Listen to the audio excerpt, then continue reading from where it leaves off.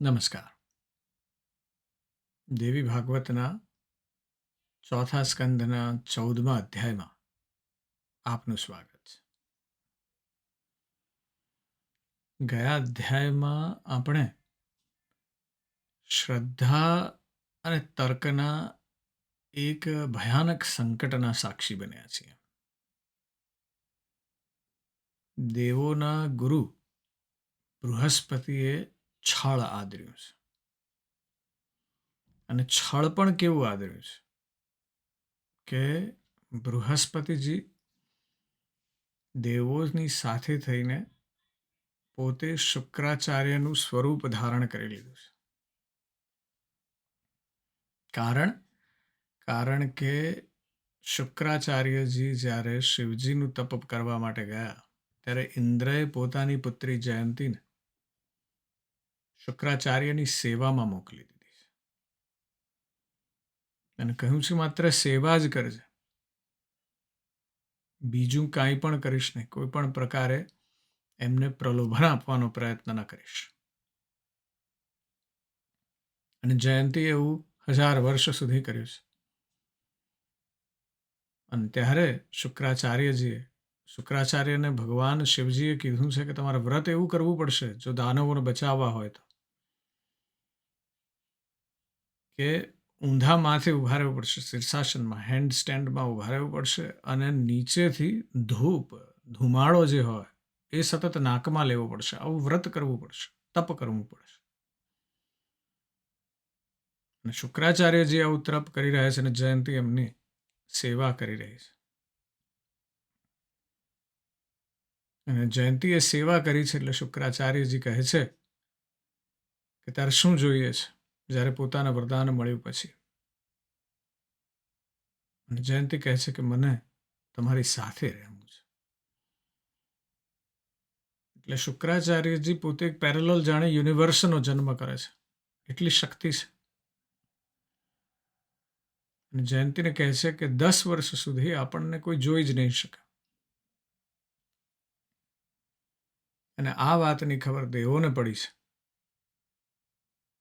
અને એટલે ગુરુ બૃહસ્પતિ પોતે શુક્રાચાર્યજીનું સ્વરૂપ લઈને દૈત્યો પાસે આવી પહોંચ્યા છે. અને આ વાત રાજા જન્મેજયે સાંભળી, અને રાજા જન્મેજયનું હૃદય વ્યથા અને આક્રોશથી ભરાઈ ગયું છે કે જો દેવો, એમના ગુરુ અને આ ઋષિઓ સ્વયં ધર્મના નૈતિક પતનમાં જવાબદાર હોય તો સામાન્ય મનુષ્યની વાત જ શું રહી? બહુ ગંભીર પ્રશ્ન ઉઠાવે છે જન્મેજય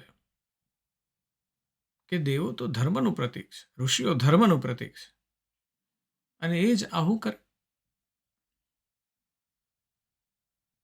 શ્રદ્ધા જાણે ઉઠી જાય છે. તર્ક કર્યો છે. અને એ વખતે મહર્ષિ વ્યાસ સમજાવે છે,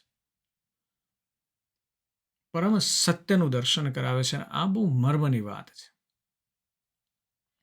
જે આપણે ફરી વાર કરી રહ્યા છીએ અધ્યાયમાં, પણ બહુ જ જરૂરી છે. એટલા માટે કદાચ ફરી વાર થઈ રહી છે. વ્યાસજી કહે છે કે આ સૃષ્ટિમાં જે કોઈ દેહ ધારણ કરે છે, ભલે તે દેવ હોય કે મનુષ્ય, પણ એ માયાના જે 3 ગુણ છે, સત્વ, રજસ અને તમસ, અને અહંકારનું જે બંધન છે એનાથી પર નથી. બહુ જ સમજવાની વાત છે. આપણને એમ થાય છે કે આ ઋષિ બની જાય કે કોઈ દેવ હોય તો એની અંદર માત્ર સત્વ જ સાળી હોય, અહંકારથી પર છે. એવું કોઈ જ નથી જે અહંકારથી પર હોય. એવું કોઈ જ નથી કે જેની અંદર સંપૂર્ણ સત્વગુણ હોય. આ 3 ગુણો એકબીજાની સાથે રહે છે. પ્રાધાન્ય કોને મળે છે એ ખૂબ મહત્વનું છે. અને એટલે વ્યાસજી કહે છે કે જો આ સંસારના અનંત ચક્રમાંથી મુક્તિ જોઈતી હોય તો એનો એકમાત્ર માર્ગ છે, અને એ છે આ ત્રિગુણાતીત આદ્ય શક્તિ જગદંબા. એ ભુવનેશ્વરીની અનન્ય શરણાગતિ હોય તો જ આ સંસારના અનંત ચક્રમાંથી મુક્તિ મળી શકે. વ્યાસજીએ સંપૂર્ણપણે અહીંયા સત્ય કહી દીધું છે કે કોઈ પણ ભગવાન કે જેણે દેહ ધારણ કર્યો છે એની પૂજા કરવાથી તમે ત્યાં સુધી જ જઈ શકશો. પણ જો તમે એ શક્તિની પ્રાર્થના કરશો, એ યુનિવર્સની જે શક્તિ છે જેનાથી આ યુનિવર્સનો ઉદ્ભવ થયો છે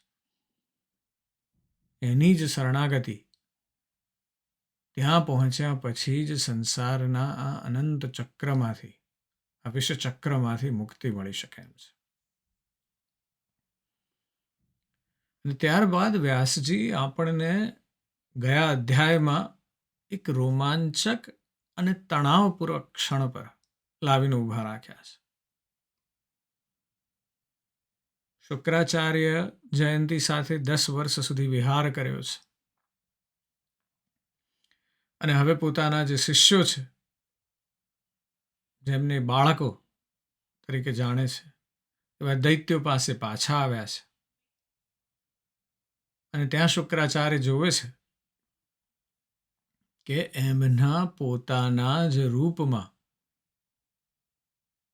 બૃહસ્પતિ ફટ લઈને ઓળખી ગયા કે આ તો બૃહસ્પતિ જ છે, એક જ માણસ આવું કામ કરી શકે.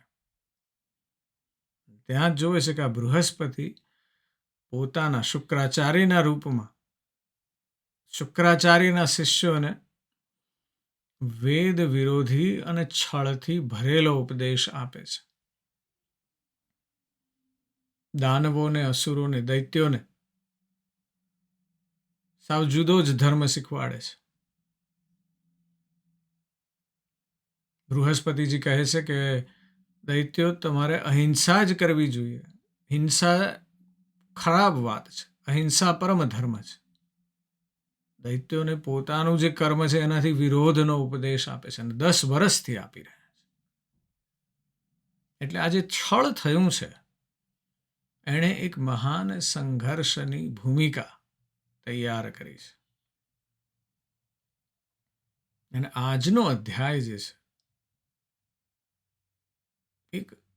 એક ક્ષણને આગળ લઈ જાય છે, અને આપણને આપણી પોતાની એક સાયકોલોજીમાં એક વાત છે, હર્ડિંગ બિહેવિયર, ઘેટા રૂપી આપણી અવસ્થા છે ને એનું ભાન કરાવે છે. મહાન સંઘર્ષ છે. એટલે વિચારો એક એવું દ્રશ્ય કે દાનવોની સભા ભરાઈ છે, અને એ સભામાં 10 વર્ષથી બૃહસ્પતિજી એમને જ્ઞાન આપી રહ્યા છે કે અહિંસા તરફ જ ધ્યાન આપવું, હિંસા કરવી નહીં. અને દાનવોને થયું છે કે આ તો શિવજી પાસેથી મંત્ર લઈને આવ્યા છે એટલે એ સાચો જ હશે. એટલે 10 વર્ષથી આ સેમ જ વાત ચાલી રહી છે ગુરુ બૃહસ્પતિથી, અને એમના મધુર ને શાંતિપૂર્ણ વચનો છે એને દાનવોના હૃદયમાં સ્થાન બનાવી લીધું છે. આપણી પણ આવી જ પરિસ્થિતિ છે. એની એ જ વાત ફરી વાર રિપીટ થાય એટલે આપણે એમાં માનવા માંડીએ છીએ. કોઈ બીજા લોકો આપણને એવું કહે કે આવું થતું હતું, અને એમાં આપણે જોઈએ એટલે આપણે એને માનવા માંડીએ છીએ. સોશિયલ મીડિયાના જમાનામાં આપણે આ જ કરી રહ્યા છીએ. કોઈક એક ક્લિપ પોપ્યુલર થાય કે કોઈક રીલ આવ્યું ને એની ઉપર લખ્યો કે આટલા 1000 લોકોએ લાઈક કર્યું છે એટલે તમે લાઈક દબાવી દો. પ્રશ્ન નથી પૂછવો આપણે. દાનવોની પણ એ જ પરિસ્થિતિ છે. 10 વર્ષથી સાંભળી રહ્યા છે.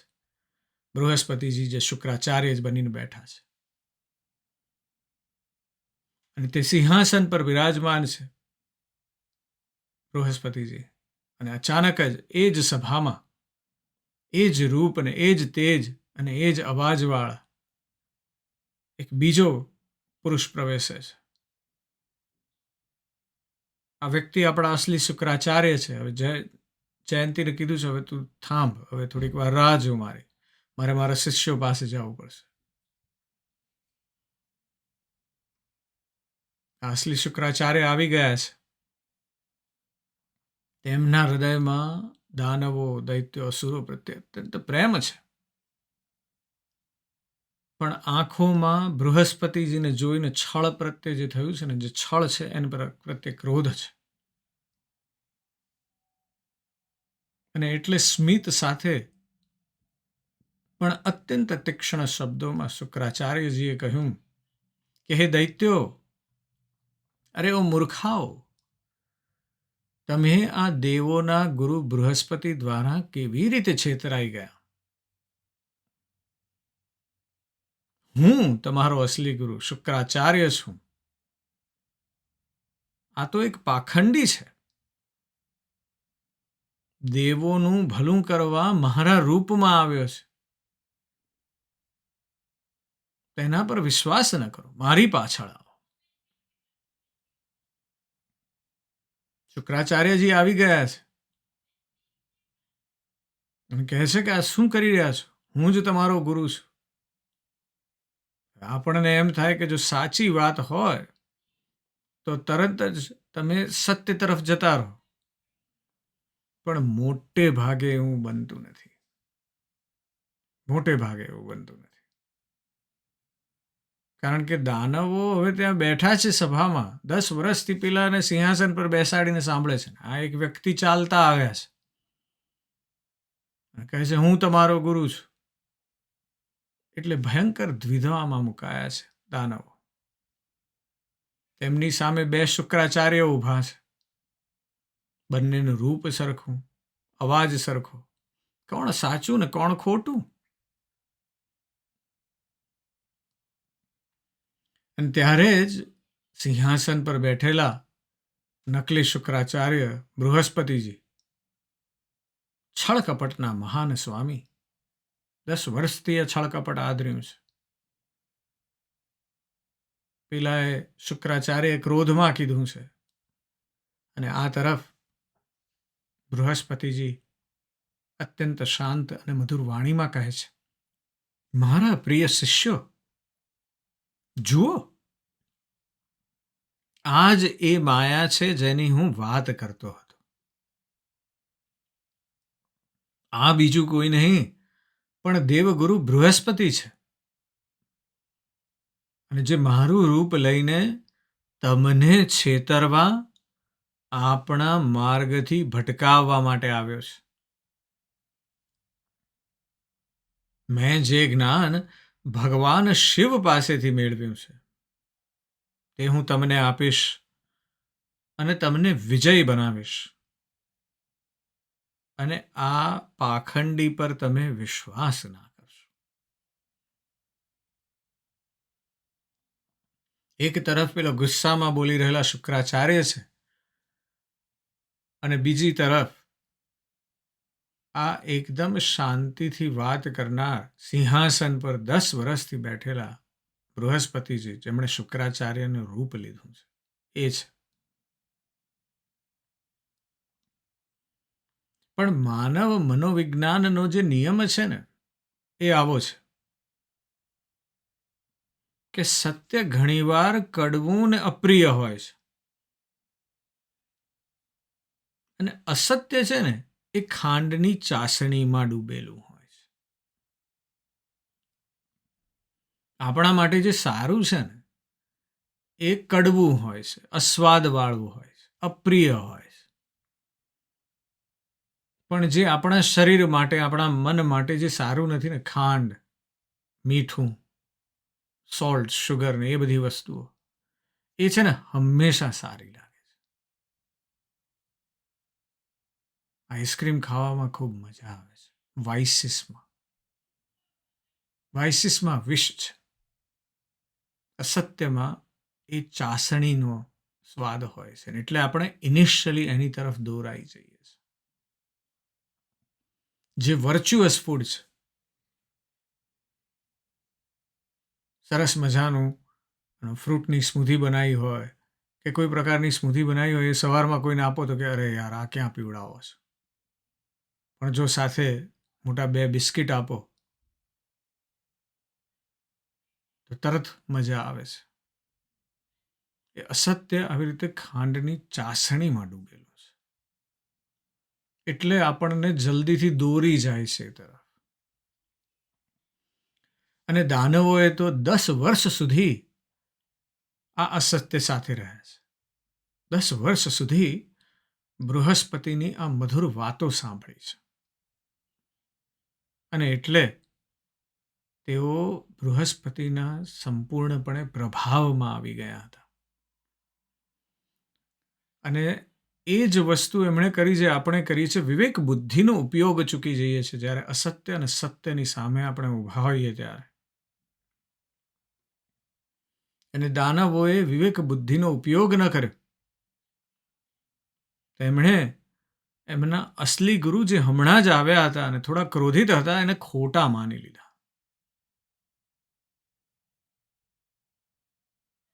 અને દાનવોએ ભેગા થઈ અને અસલી શુક્રાચાર્યને કહ્યું કે અમે તો તમને ઓળખતા જ નથી, અને અમારા ગુરુ તો આ છે, અને 10 વર્ષથી અમને જ્ઞાન આપી રહ્યા છે. તમે કોઈ પાખંડી લાગો છો, અહીંથી ચાલ્યા જાઓ. અને આવા શબ્દો સાંભળ્યા, અપમાન થયેલું સાંભળ્યું. 1000 વર્ષ સુધી ભયાનક તપસ્યા કરી છે શુક્રાચાર્ય, અને દાનવોના આવા શબ્દો સાંભળ્યા કે તમે તો પાખંડી લાગો છો, અહીંથી ચાલ્યા જાઓ. અને આ શબ્દો સાંભળીને શુક્રાચાર્ય પર જાણે વજ્રઘાત થયો છે કે મેં આટલી તપસ્યા કરી અને જેમના માટે શિવજીને પ્રસન્ન કર્યા, એ જ શિષ્યો આજે મને ઓળખવાની ના પાડી રહ્યા છે. અને શુક્રાચાર્યનો પ્રેમ, એમની કરુણા, જયંતીને છોડીને આવ્યા છે, એ બધું જ જાણે ક્રોધના ભયાનક જ્વાળામુખીમાં ફેરવાઈ ગયું. શુક્રાચાર્યએ ધ્રુજતા અવાજે પણ અત્યંત દ્રઢતાથી દાનવોને શ્રાપ આપ્યો. શુક્રાચાર્ય કહે છે, મૂર્ખાઓ,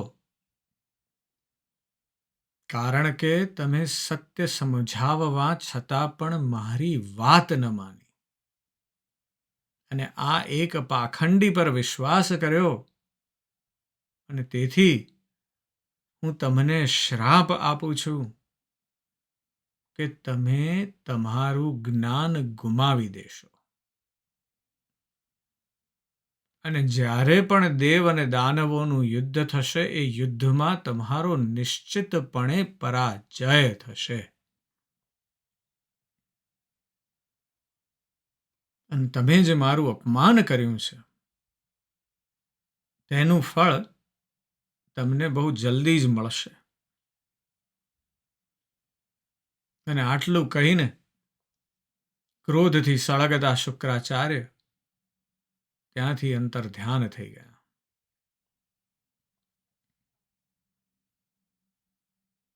અને જેવા શુક્રાચાર્ય ત્યાંથી ગયા છે કે તરત જ બૃહસ્પતિજી સમજી ગયા કે અહીંયા તેમનું કામ પૂરું થઈ ગયું છે. કારણ કે હવે દાનવો ગુરુ વિહોણા છે, અને પાછા શ્રાપિત પણ છે. બે કામ થઈ ગયા છે. ચિંતા શું હતી ઇન્દ્રને અને દેવોને કે શુક્રાચાર્યજી ગયા છે શિવજી પાસેથી, અને જો એ વરદાન મળી જશે શુક્રાચાર્યને તો આઈ બની છે, આપણે હાર્યા છીએ, ઇન્દ્રનું શાસન ગયું છે. પણ હવે તો એવું કામ થયું છે કે શુક્રાચાર્યજીએ દૈત્યોને પણ છોડી દીધા છે, અને ઉપરથી શ્રાપ પણ આપ્યો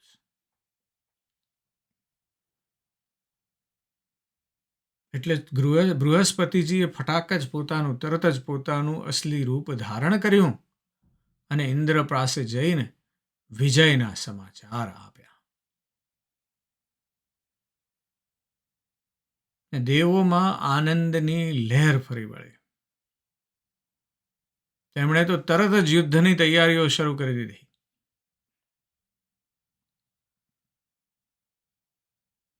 આવી જ ઘટનાઓ બહુ બધી થયેલી છે. એક સામાન્ય જેવી ઘટના છે. અનુભવી ડૉક્ટર હોય, દાયકાઓ સુધી દર્દીઓની સેવા કરી છે. અને પછી શહેરમાં એક નવો યુવાન ડૉક્ટર આવે અને ચમકદાર જાહેરાતો કરવા માંડ્યો. ચારે બાજુ ટીવીમાં ને રેડિયોમાં ને જાત જાતના બિલબોર્ડ લગાવી દીધા અને વાત કરી દીધી કે બસ 2 જ દિવસમાં બધી બીમારીઓ ઘટાડી દઈશ, ગેરંટી આપું છું. અને પેલા જૂના ડૉક્ટર હતા એ બધાને એવી રીતે સેવા કરતા કે ભાઈ ધીમે ધીમે બધું સારું થશે, કંઈ તરત બધું ના થઈ જાય. પણ પેલો નવો ડૉક્ટર એમ કહે છે કે હમણાં 2 દિવસમાં પરિણામ. અને આ ઝડપી પરિણામની લાલચમાં લોકો પેલા નવા ડૉક્ટર પાસે જવા લાગ્યા. અને પેલો જૂનો વિશ્વાસુ જે ડૉક્ટર હતો એની સલાહને અવગણવા લાગ્યા.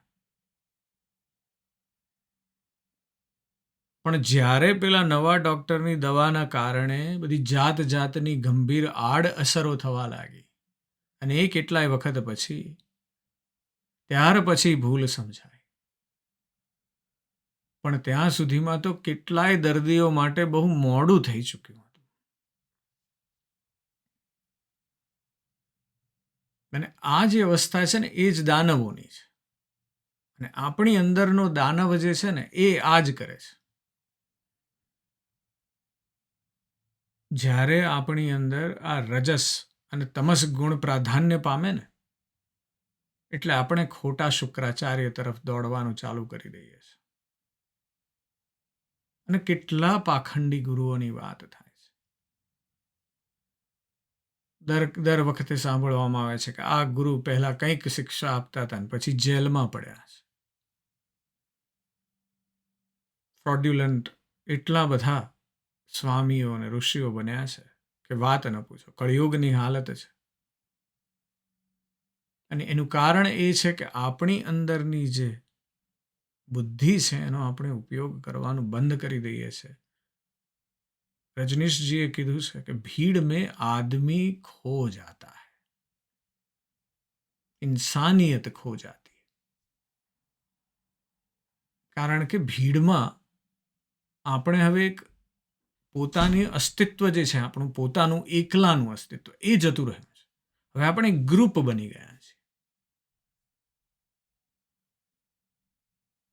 જો હમણાં તમને કોઈ એમ કહે કે ભાઈ સામે તમારે ત્યાં એક દુકાન છે ને એનો કાચ છે ને એ તોડી નાખો તમે, તો તમે નહીં કરો.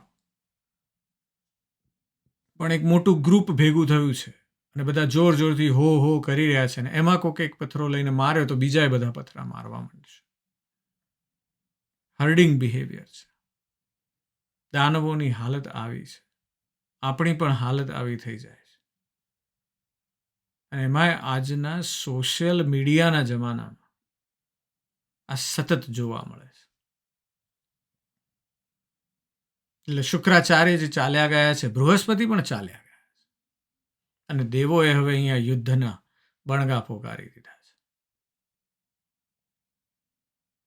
અને જેવા શુક્રાચાર્ય, જે નકલી શુક્રાચાર્ય છે, અદ્રશ્ય થયા કે દાનવોના પોતાના ઉપરથી જે માયાનો પડદો હતો ને એ હટી ગયો.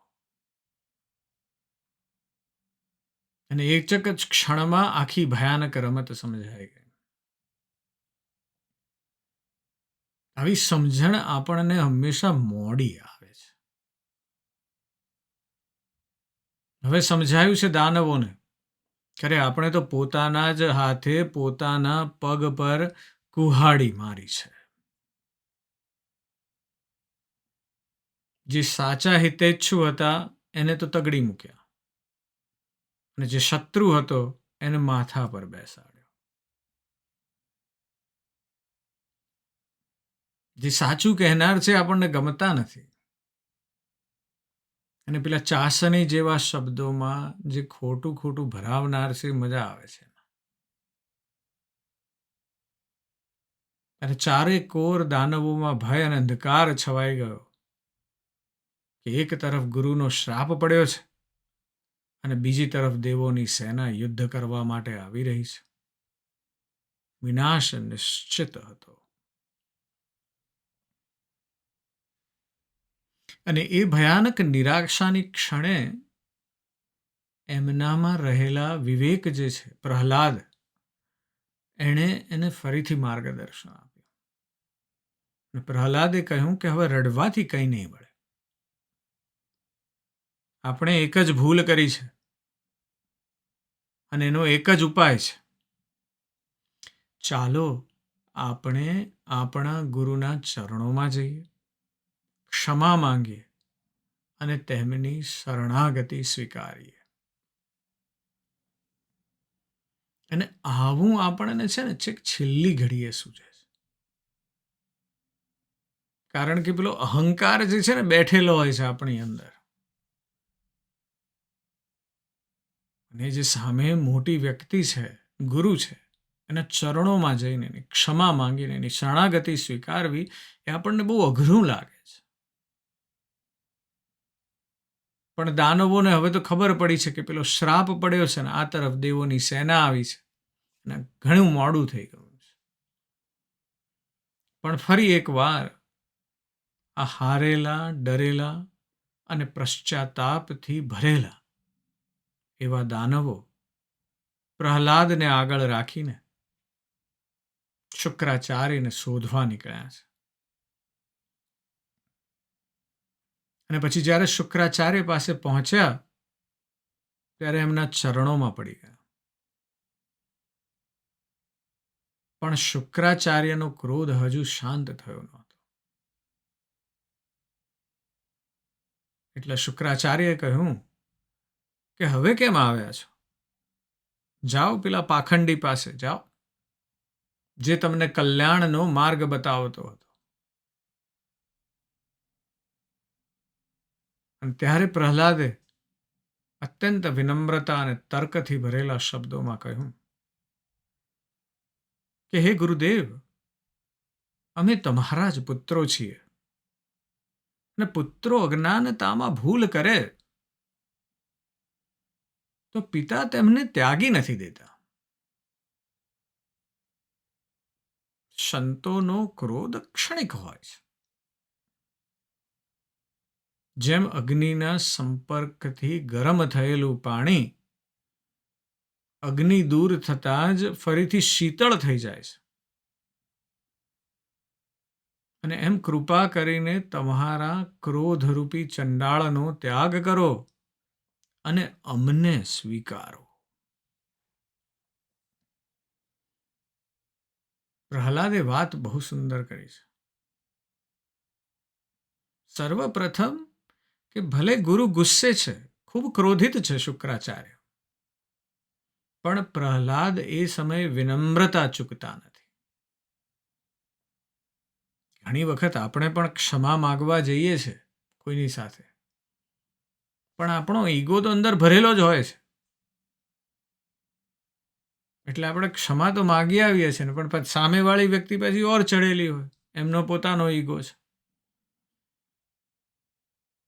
એટલે એમના ઈગોમાં ટકરાવ થાય કે તમે કેમ આયા નીચે, તો લાવો હું તમને વધારે નીચા પાડું. એની અંદર એ હજી આવ્યો નથી કલ્યાણનો માર્ગ, એટલે એ તમને સહેજ નીચા પાડે એટલે તમારો ઈગો પાછો ઉપર ચડી જાય કે તમે મને કહેનારા કોણ, હું તો વિનમ્ર થઈને આવ્યો છું, મોટો થઈને આવ્યો છું. પણ એ સમયે ફરીવાર વિનમ્રતા દેખાડવી એ ખૂબ જરૂરી છે, અને એ પ્રહલાદે કર્યું છે. ખૂબ વિનમ્રતા સાથે કીધું કે તમારા પુત્રો છીએ, અજ્ઞાનમાં ભૂલ થઈ છે, તમારો ક્રોધ હોવો સ્વાભાવિક છે, પણ એ ક્ષણિક રાખો. હવે અમને માફ કરી દો અને સ્વીકારી લો. અને પ્રહલાદના આ સત્ય અને પ્રેમથી ભરેલા વચનોએ શુક્રાચાર્યના ક્રોધની અગ્નિ પર જળનું કામ કર્યું. શુક્રાચાર્યનું હૃદય પીગળી ગયું અને તેમણે કહ્યું, ઠીક છે, હું તમારો ત્યાગ નહીં કરું. હું મારા મંત્રોથી તમારું રક્ષણ કરીશ.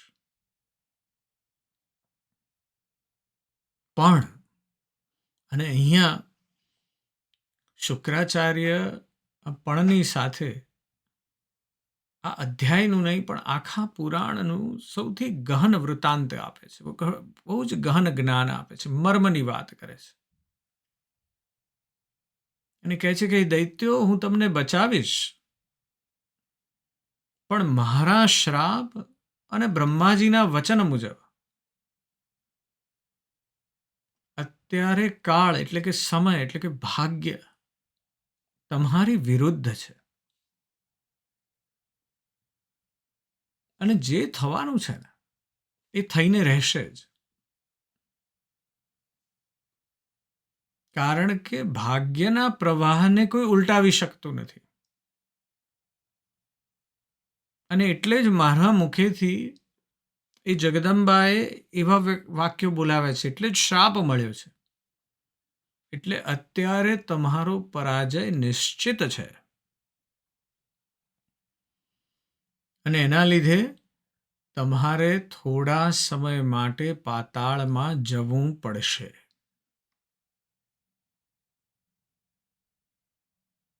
અને આના માટે શુક્રાચાર્યજી બલિરાજાનું ઉદાહરણ આપે છે અને કહે છે કે જેમ વામન અવતાર દ્વારા રાજ્ય ગુમાવ્યા પછી બલિરાજા ગધેડાના રૂપમાં રહ્યા છે, પણ એમનો ઇન્દ્ર સાથે એક બહુ સુંદર સંવાદ છે. ઇન્દ્ર એમની ઠેકડી ઉડાડવાનો પ્રયત્ન કરે છે કે બલિરાજા આટલા મહાન હતા અને ગધેડા થઈને રહેવું પડે છે. અને ત્યારે બલિરાજા જે ખૂબ બુદ્ધિમાન છે બહુ સુંદર વાત કરે છે કે હે ઇન્દ્ર, જ્યારે સાક્ષાત વિષ્ણુને માછલી અને કાચબો બનવું પડે, ફરીવાર સાંભળજો કે જ્યારે સાક્ષાત વિષ્ણુને માછલી ને કાચબો બનવું પડે ત્યારે સમયના પ્રભાવથી મારે ગધેડો બનવું પડે, એમાં શું શરમ? બહુ જ અદ્ભુત વાત કરી છે બલિરાજા ઇન્દ્રને. એ જ ઉદાહરણ આપ્યું છે વ્યાસજી અહીંયા કે ભાગ્યના નિયંત્રણમાં રહેલા જીવ માટે સુખ અને દુઃખ બંને સમાન છે. આ જ મર્મની વાત છે. જ્યારે બલિરાજા પોતે રાજા છે કે વિષ્ણુને આવવું પડ્યું છે વામન રૂપ લઈને, એવો મહારાજ બનીને બેઠો છે અને હવે ગધેડાનું રૂપ લેવું પડ્યું છે, પણ બંનેમાં એને સમાનતા લાગે છે. એ કહે છે આ ભાગ્ય છે, આનું કંઈ કરી ના શકાય. અને એટલે શુક્રાચાર્ય અંતિમ સત્ય કહે છે દાનવોને. એ કહે છે કે આખું બ્રહ્માંડ જે છે, દેવો ને દાનવો તમે જેને કહો એ બધાએ એ આ મહાન કાળને આધીન છે. તમારો કાળ ખરાબ આવ્યો છે એટલે તમારે યુદ્ધમાં હારવું પડશે અને હાર્યા પછી પાતાળમાં જવું પણ પડશે. એટલે આ જે અધ્યાય છે એ સત્ય અને ભ્રમના સંઘર્ષની વાત કરે છે.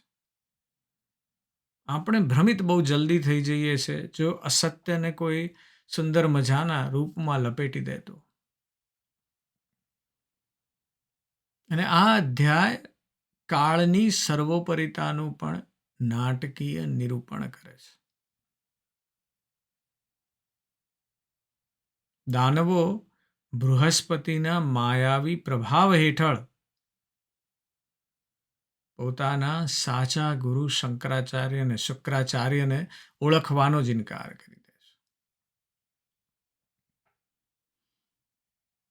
અને જેના પરિણામે શુક્રાચાર્ય પોતે ક્રોધિત થઈ જાય છે અને ક્રોધિત થઈને દાનવોને જ પરાજયનો શ્રાપ આપે છે. અને જેવો આ શ્રાપ આપીને શુક્રાચાર્ય વહેતા થાય છે કે બૃહસ્પતિનું છળ પ્રગટ થાય છે અને તરત જ પશ્ચાતાપથી ભરેલા દાનવો પ્રહલાદની આગેવાનીમાં ફરીથી શુક્રાચાર્યને શરણે જાય છે. શુક્રાચાર્ય પ્રહલાદની વિનંતીથી તેમને ક્ષમા તો કરે છે, પણ કાળનું પરમ જ્ઞાન આપતા કહે છે કે ભાગ્યનો પ્રભાવ કોઈ બદલી શકતો નથી. અને એટલે જ દાનવોનો સમય પ્રતિકૂળ હોવાથી, કાળ પ્રતિકૂળ છે એટલે પરાજય અને પાતાળ ગમન નિશ્ચિત છે. અને એટલે આ અધ્યાયનો જે મર્મ છે એ છે કે વિવેકહીન ટોળાનો ભાગ બનવાથી અને મધુર લાગતા અસત્યને સ્વીકારવાથી વિનાશ નિશ્ચિત છે. ફરી વાર વિચારજો કે હું કોઈ વિવેકહીન ટોળાનો ભાગ તો નથી બની ગયો.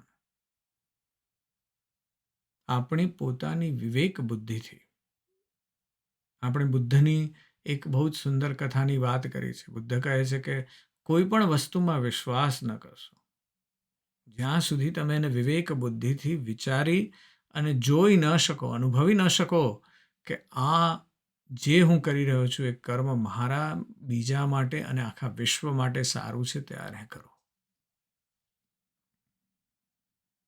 એટલે વિવેકહીન ટોળાનો ભાગ બનવાથી અને મધુર લાગતા અસત્યને સ્વીકારવાથી વિનાશ નિશ્ચિત છે.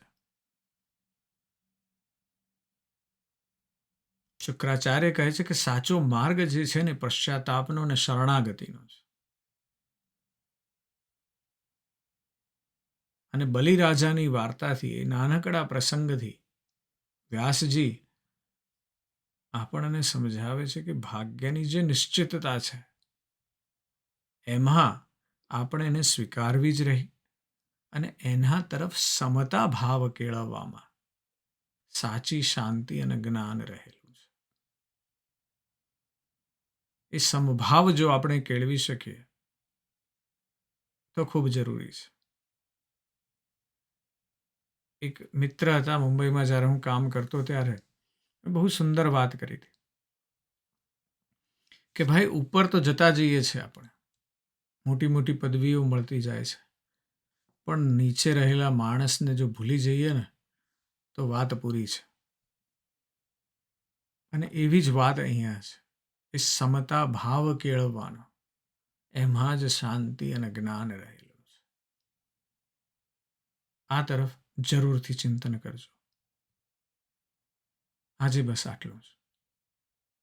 હું તમારી અંદર બેઠેલા તે પરમ તત્વને પ્રણામ કરું છું. નમસ્કાર.